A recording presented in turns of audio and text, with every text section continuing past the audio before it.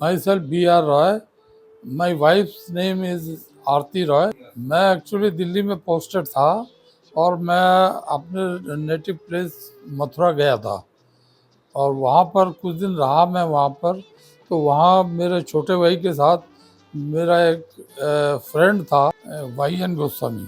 वो मेरी वाइफ का ब्रदर था। तो उन लोगों ने मेरे से बात करी तो मैंने कहा भाई मेरे हाथ में तो रेखा ही नहीं है शादी की, मैं कैसे शादी कर सकता हूँ।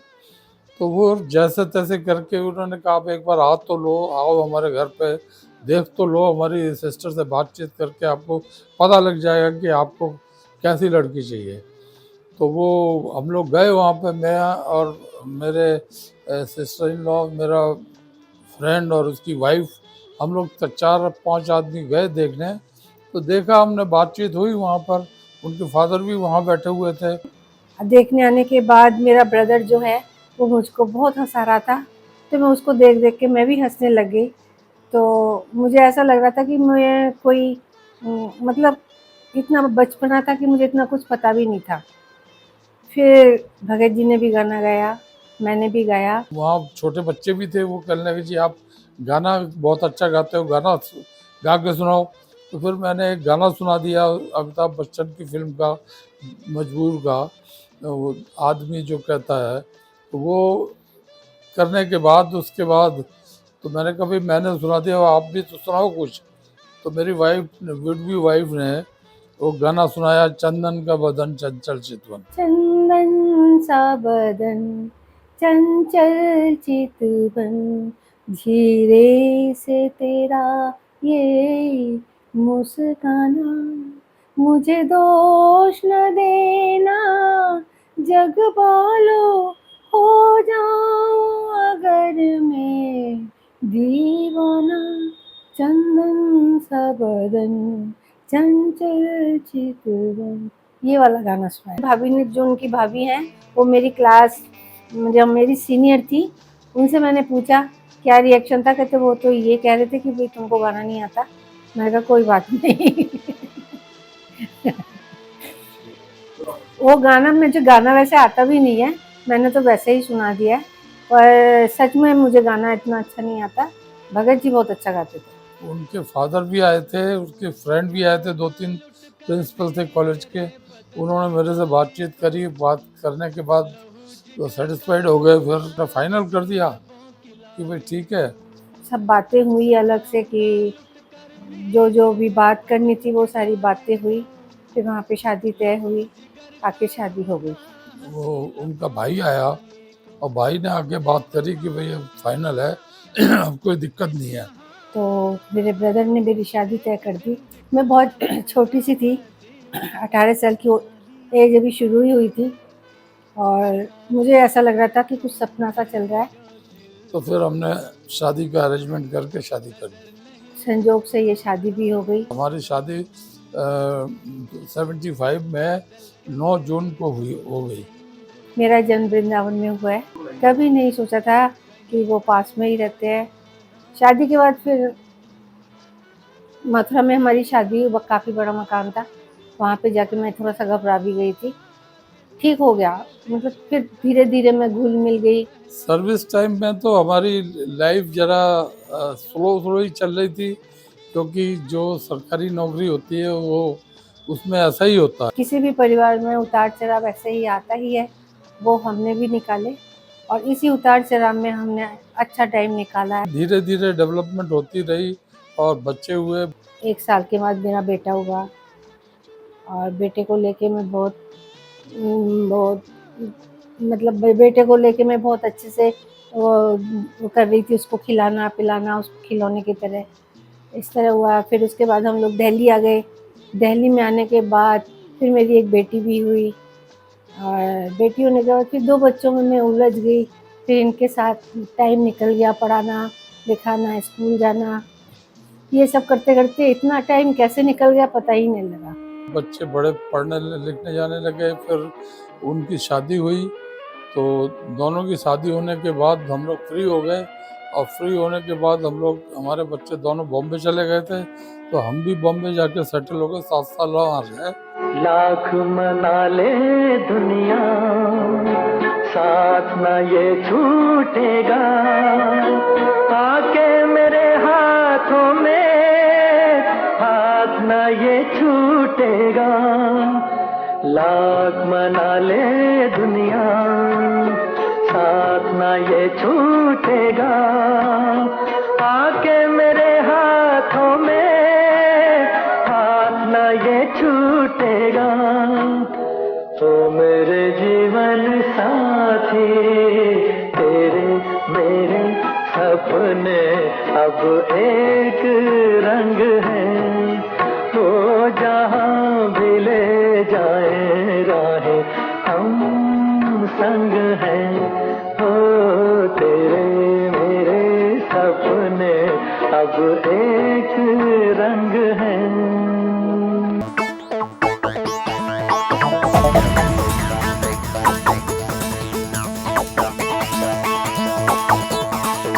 चली चली फिर चली चली, चली इश्क दी हवा चली। चली चली फिर चली चली, चली इश्क दी हवा चली।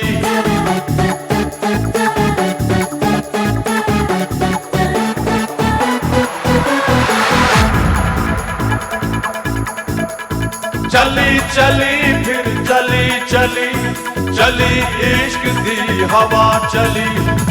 चली चली फिर चली चली, चली इश्क दी हवा चली।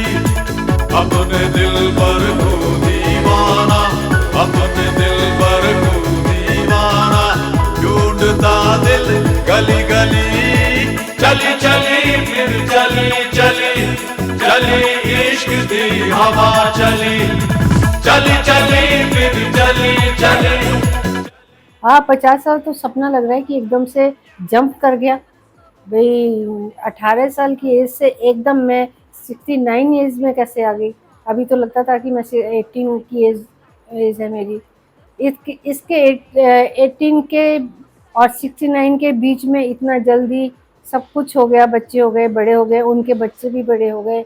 पर उनको देख देख के ऐसा लगता है कि ये क्या सपना है, किस तरह ये सब पिक्चर के रील के तरह चल रहा है। कभी कभी महसूस होता है। हाँ, मेरी शादी को 50 साल हो गए हैं। इन सालों में मैंने बहुत उतार चढ़ाव भी देखे हैं और बड़े साथ एक साथ हम लोग रहे भी हैं। कुल मिलाकर अच्छा लगा है। आज मुझे बहुत अच्छा फील हो रहा है कि मैंने 50 साल ज़िंदगी के निकाले। मेरे को तो एक्चुअली सेटिस्फेक्शन है अपनी लाइफ से। मैं कोई लंबी चौड़ी कहानी या लंबा चौड़ा मेरा फ्यूचर बनाने का कोई प्रोग्राम नहीं था। I was simply A commerce graduate और वो जॉब के हिसाब से वो क्वालिफिकेशन भी ठीक थी और जॉब भी ठीक थी। मैं फर्स्ट टाइम नौकरी के लिए जब गया था तो रोहतक इंटरव्यू था मेरा। तो इंटरव्यू लेने वाले मेरे से पहले ही ये पूछने लगे कि आप तो रॉय बंगाली हो। तो मैंने कहा हाँ बंगाली तो हूँ मैं। तो उन्होंने कहा कि फिर आप फिर क्या जानते हैं, सिंगिंग जानते हैं, डांसिंग जानते हैं, क्या जानते हैं। मैंने कहा मैं सिंगिंग जानता हूँ। तो बोले फिर सुनाइए कोई गाना। तो फिर मैंने गाना सुना दिया। लाखों है निगाह में जिंदगी की राह में सनम हसीन जवां, होठों पे गुलाब है आंखों में शराब है लेकिन वो बात कहाँ, लाखों है निगाह में। वो बहुत दिल के अच्छे भी हैं और जो बात करते हैं स्पष्ट करते हैं। कभी झूठ नहीं बोलते, कभी हेरा फेरी नहीं करते। इस तरह के इंसान हैं वो बड़े मतलब ईमानदार इंसान हैं। जो बोलते हैं वो एकदम सही बोलते हैं। जहाँ तक मेरी वाइफ का सवाल है, वो होमली है, घर का काम वाम संभाल लेती है, फैमिली को अच्छी तरह संभाल लेती है, बच्चों को अच्छी तरह संभाला, सारा कुछ किया। और उसके साथ साथ जब बच्चे बड़े होने लग गए तो पॉलिटिक्स में भी एंटर हो गई और पॉलिटिकल पार्टीज में को ज्वाइन किया। और राजीव गांधी और के टाइम में वो कांग्रेस में रही और इस तरीके से हमारी ज़िंदगी चलती चली गई। और धीरे धीरे धीरे ये रिटायरमेंट की डेट आ गई और अब मैं रिटायर्ड हुए भी मेरे को 20 साल हो गए हैं। Now I am free from all responsibility, और मैं अपना लाइफ ठीक करके गुजार रहा हूँ। मैं यही मैसेज देती हूँ, मेरी उम्र उनको लग जाए। मैं उनको यही डेलीगेट करना चाहती हूँ, तुम जियो हजारों साल, साल के दिन हो 50,000।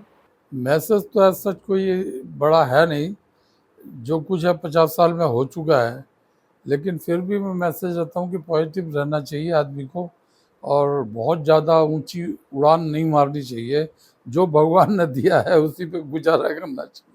मैं अपने तरफ से यही देखना चाहती हूँ, मेरे बच्चे अच्छे से सेट है, अच्छे से वो ज़िंदगी निकाल रहे हैं, आगे भी उनके बच्चे और भी अच्छी तरह ज़िंदगी निकाले, यही देखते देखते हमारी आखिरी इच्छा। आदमी जो कहता है, आदमी जो सुनता है, जिंदगी पर वो फिजाएं पीछा करती हैं। आदमी जो कहता है, आदमी जो सुनता है, जिंदगी भर वो सदाएं पीछा करती हैं।